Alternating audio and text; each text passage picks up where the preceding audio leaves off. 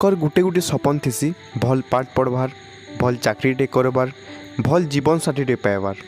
हेरा ई सपन के नेकरी घर बाहरी थिले जड़े सरल निरीह झील डॉक्टर ममिता देवनाथ जहाँकर बयस मात्र 31 होता। हठात तांकर जीवन में आसीगला कला बादल, ओहलीगला सबू सपन, लिभिगला जीवन दीप। सबुदिन लेखे सेदिन भी 36 घंटा ड्यूटी करके टिके बागिर विश्राम नहीं ममिता देवनाथ।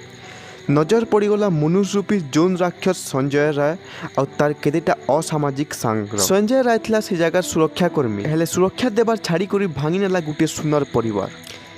ई झील के संजय राय और तार असामाजिक केतेटा सांग मिसिक दुष्कर्म कले और जी थिबार अवस्थान बेकर हाड़ के भांगी देले। धारुआ सर्जिकल ब्लेड रे आँख, पेट और गोड़ के रक्ताक्त कर